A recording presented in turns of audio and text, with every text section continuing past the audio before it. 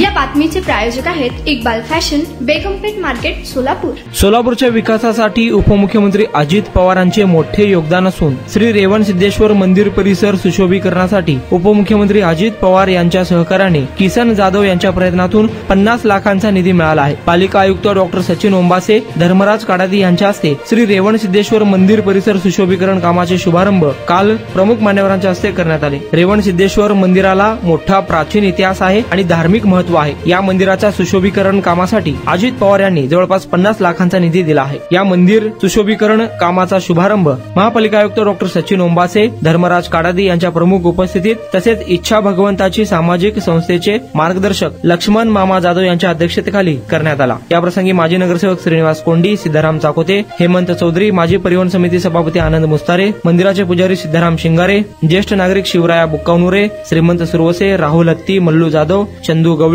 संभाजी सुरवसे, सोनू तळभंडारे, संगीता गायकवाड आदी उपस्थित होते। आणि ज्यांनी निधी आणला पूर्ण त्यांची टीम जाधव असतील आणि पूर्ण आपल्या मुख्यमंत्री त्यांनी सांगितलं सर्वांचा आभार व्यक्त करतो की आपल्या जसं सोलापूरमध्ये एकदम म्हणजे मुंबईपेक्षा मोठं कॉस्मोपॉलिटन शहर आहे। म्हणजे कन्नड, तेलुगू त्याच्यामध्ये पण सब प्रकार, परत आपल्या दलित समाज, त्याच्यात मागासवर्गीय समाजामध्ये पण सगळे समाज, म्हणजे मला वाटतं की मुंबईला कसं म्हणतो मुंबईमध्ये कुठल्याही भाषा बोलणारा माणूस भेटतो, तसं हे सोलापूर पण मला वाटतं कसं एक छोटं खाली आपलं एक रूप आहे। आणि त्यामुळे म्हणजे अशा ठिकाणी काम करणं थोडं चॅलेंजिंग पण असतं। जसं सांगितले प्रत्येक दर 2-15 दिवसाला कोणाची जयंती असते आमच्याकडं, आपल्याकडं डी जास्त असतात। वाटते अण्णाभाऊ साठेजींचे जयंतीचं वाटतं तयारी दिसते। तर असे आणि अशा ठिकाणी काम करणं ते चॅलेंज असते। वेगवेगळे गट असतात, वेगवेगळ्या लोकांच्या भावना असतात, प्रत्येकाचं म्हणजे आपल्या कुठले मान्यवर असेल किंवा संत असतील त्यांच्याशी त्यांच्या समाज गटाच्या भावना जुळलेल्या असतात। तर आज मला खरंच विशेष आनंद होतोय की आज ठिकाणी 2-3 वेळा इथून आलो पण मंदिरात आलो नव्हतो, आज दर्शन या ठिकाणी मिळालं। जाधव साहेबांनी ज्या काही गोष्टी सूचना सांगितलेल्या आहेत त्या नक्कीच तुम्ही पाठपुरावा करा, आपण ते मार्गी लावण्याचा प्रयत्न करू। आणि पुन्हा एकदा आज या कार्यक्रमाला मला बोलवलं त्यासाठी मी आपल्या सर्वांचे आभार व्यक्त करतो। आणि रेवणसिद्धेश्वर महाराजांच्या चरणी मला माझं मस्तक ठेवण्याचा आज श्रावण महिन्यातला आज रविवार आहे, पालखीचे दर्शन घेता आलं, त्यासाठी सर्वांचा मी आभार व्यक्त करतो। मोठ्या संख्येनं दरवर्षाप्रमाणे आलेल्या या ठिकाणची आणि आजूबाजूचा सर्व रेवणसिद्धेश्वरचा भक्त मंडळ, बंधू आणि भगिनी, जास्त बोलण्याचं कारण नाही। किसन जाधव यांनी आपल्याला सगळं प्रास्ताविकामध्ये माहिती दिली आहे। ओंबासे साहेबांनी सांगितलंय की ते सगळी कामं करून घेऊ आणि म्हणून त्या दोघांनाही या निमित्तानं आपण पहिल्यांदा धन्यवाद देऊन त्यांचं अभिनंदन करू असं मी म्हणतो। परंतु या सगळ्या कामात असताना जरी पाठीमागं लागलं तरी राज्याचं जे नेतृत्व आहे त्यांचं लक्ष असल्याशिवाय ही कामं होऊ शकत नाही।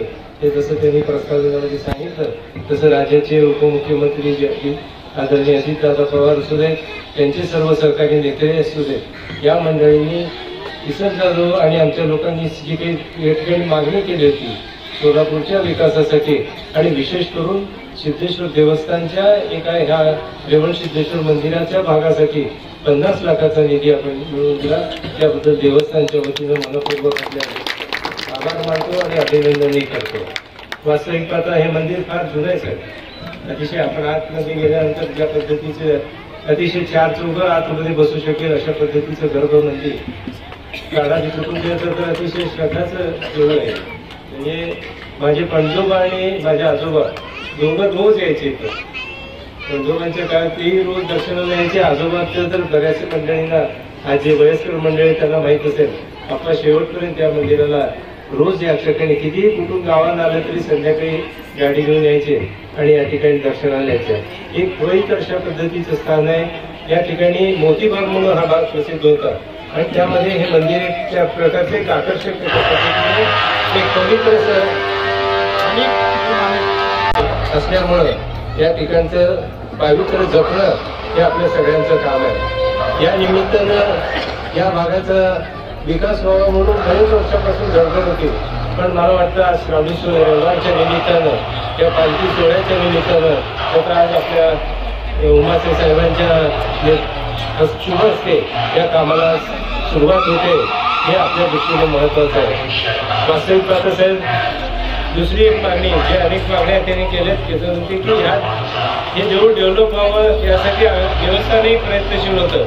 वास्तविक पाहता देवस्थान शक्यतो आपले कामं त्यांनी दुसऱ्यांना दिलं नाही, परंतु जाधव आणि त्यांच्या सर्वांचे वडिलांचं जी काही भक्ती आहे त्यांनी सांगितली त्या सातत्यानं त्यांचं पाठवलं केले. त्यामुळं देवळातल्या भागाला पण निधी त्यांनी दिला तर आपण त्यामध्ये करून घेऊ अशा पद्धतीची भूमिका देवस्थाननी घेतली आणि आज ते काम आपल्या माध्यमातून आपण ते चालू केलेलं आहे. परंतु हा मोतीबाग परिसर 1965 पर्यंत आज जे होम मैदान आहे त्या होम मैदानामध्ये सगळे जनावर बाजार भरायचा आहे यात्रेच्या वेळेस. तो गेल्या काही वर्षापासून सातत्यानं 1965 साली या मोतीबागच्या ठिकाणी आला आणि 65 पासून साधारण गेल्या 5-6 वर्षापर्यंत हे सातत्याने इथे जनावर बाजार होत होता. परंतु आज गेल्या 2 वर्षापासून आम्ही ते आमच्या इथे जागा नाही, इथल्या अडचणी खूप वेगवेगळ्या अडचणी आहेत, त्यामुळे आम्ही त्या ठिकाणी आमच्या जागेत त्या ठिकाणी नाही, पण तिथेही खूप अडचणी आहेत. त्यामुळं आपण ज्या हक्काने आम्हाला या ठिकाणी महापालिकेच्या माध्यमातून जनावर बाजार भरवण्यासाठी जागा देत होता, आज जर काही अडचण असेल शक्यतो या ठिकाणी दिलं तर चांगलंच आहे जोपर्यंत मोकळी येते, परंतु आपला काही प्लॅन असेल ह्या जागेवरती ते वेगळं करायचा तर आम्हाला पर्यायी जागा जर त्या ठिकाणी दिली तर मोठ्या प्रमाणात जत्रेला जे काही महाराष्ट्र, कर्नाटक आणि आंध्रमधून मोठ्या संख्येनं म्हशी आणि बैल गाई यांचा व्यापार या ठिकाणी होतो, तो व्यापार अतिशय चांगला होण्याच्या दृष्टीनं तर आम्हाला पर्यायी जागेची सोय आपण महापालिकेच्या माध्यमातून करावी अशा पद्धतीचा एक विचार आपल्यासमोर. दिवाबत्तीचा पण आम्ही आता या विकास कामामध्ये सोय केलेली आहे, परंतु हायमास्टचा दिव्याचा जरा थोडासा विषय प्रलंबित आहे. या ठिकाणी थोडे काही हायमास्ट आपण उपलब्ध करावं ही देखील या कार्यक्रम प्रसंगी आपल्याला विनंती करतो साहेब. त्याच पद्धतीनं आतील टॉयलेटचा आम्ही या ठिकाणी उपलब्ध केलेला आहे. आता या महिनाभराच्या कालावधीमध्ये अनेक भक्तगण या ठिकाणी येत असतात साहेब, या ठिकाणी आपण टॉयलेटची सुविधा द्यावी ही आपल्याला विनंती करतो साहेब. आणि आमच्या भागासाठी आपण सातत्यानं सतर्क आहात. आम्ही कोणतंही निवेदन तुमच्याकडे आणल्या तातडीनं तो मार्गी लागतो हा माझा स्वतःचा अनुभव आहे साहेब. त्यामुळे या कार्यक्रमाच्या निमित्तानं आपल्याला विनंती करतो साहेब, या ठिकाणचे या 2-3 जे विषय आम्ही या ठिकाणी मांडलं त्या आपल्या माध्यमातून महानगरपालिकेच्या माध्यमातून ती सेवा आम्हाला मिळावी. आणि राज्याचे उपमुख्यमंत्री अजितदादा पवार साहेब हे सातत्यानं सोलापूर शहराच्या विकासाबाबतीत सातत्यानं बारकाईने लक्ष ठेवून आहेत. येणाऱ्या काळामध्ये या ठिकाणचा जो राहिलेला प्रश्न आहे, रस्ते असतील, पाण्याचे असतील, ड्रेनेज असतील, सन्मान्य आयुक्त साहेब देखील आपल्याला या ठिकाणी उपस्थित राहून आशीर्वाद रूपी या ठिकाणी या कार्यक्रमाला हजर आहेत. काळोजी साहेबांचा तर सातत्यानं आपल्याला आशीर्वाद आहे.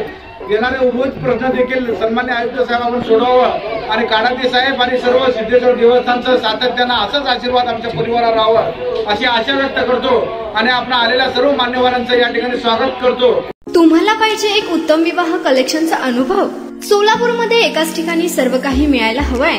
आमच्या इक्बाल फॅशन मध्ये मिळतंय तुमच्या विवाहासाठी सर्व काही. लेहंगा, साडी, मटेरियल, रेडीमेड आणि मुलांसाठी स्पेशल वेअर. प्रत्येक गोष्टीत दिली आहे खास सजावट, आकर्षक डिझाईन्स आणि दर्जा, आश्चर्यकारक डिझाईन्स आणि कस्टमायझेशन सह तुमच्या लग्नाचा दिवस खास बनवा. आणि हो, आमचं मोठं कलेक्शन तुमच्या सर्व गरजा पूर्ण करेल. आकर्षक रंग आणि स्टायलिश डिझाईन्स फक्त इक्बाल फॅशन मध्ये. इक्बाल फॅशन सोलापूरचा अग्रगण्य विवाहासाठीच्या कलेक्शनसाठी आणि तुमच्या सुंदर दिवशी आणा इक्बाल फॅशनचा स्पर्श. मग आताच भेट द्या इक्बाल फॅशनला. आमचा पत्ता बेगमपेठ मार्केट सोलापूर.